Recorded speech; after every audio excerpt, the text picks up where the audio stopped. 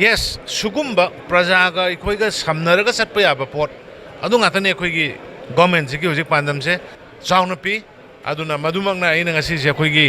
department gi the honorable minister MLA mayam department gi mayam chief shing kari gi loina yenghan bani so that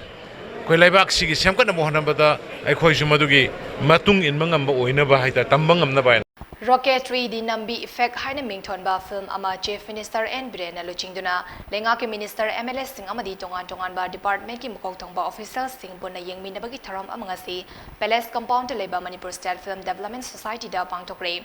film adu yenglaba matungda MAMI TV ga unaba amada Chief Minister N Biren hai leibak nungsibida leibak ki damakta thabak tawbada makhal makha kayagi kathokpa changi habasi pausal puriba film asigi nunggi ichel adu leingak Minister MLAs sing amadi officials punna yengminnabagi tanja ama lawani haina Chief Minister N Biren na makataki Laibak nungsibada laibak ki damakta so many things akoi sacrifice to busangi so many things akoi hurdle lakani madu thengna busangi aduna nation ama semkan aba nation gi thaba ma tawna bo hona bada awana mayam se betray mayam ama lakani madu biar togoda bani haibigi message ama chauna pi aduna madumangna aina ngasi je khoigi department gi the honorable minister MLA mayam department gi mayam chief shing kari gi loina yenghan bani so that koi laibak sigi semkat na mohana bada aikhoi sumadu gi matung in mangam ba oina ba haita tambangam na ba Miyam gi numit ki matang da hangba wahang gi pakhum piraduna Chief Minister N Biren hai miyam gi numit asi ngasi miyam da kanaba kaya piba thausil ama oire asigumba miyam ga chatmi naba yaba thavak thouram sing paikhat pa haibasi lengak asigi pandamni makha tana miyam gi yai fagadaba anoba thausil khara athuba matamda paikhat naba sem sari thausil sing asi athuba matamda laukthok lagani haina Chief Minister N Biren na makhata ki miyam wi numit se khoi kenoni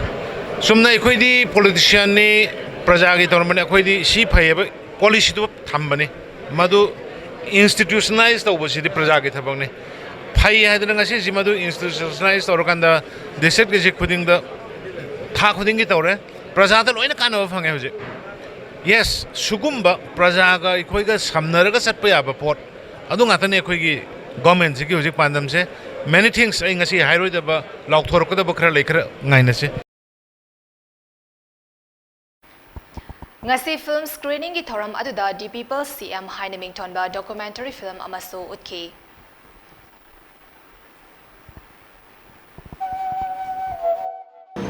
यहाँ पर जो पुथोके थे बापू जाएगा जो सोले यहाँ पर तो नहीं पुथोके थामु मुत्ता दी गाय को पुथोन ये अलान दी दा हाय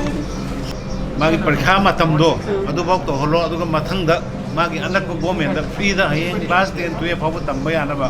अखोय नाम सिनबी रने को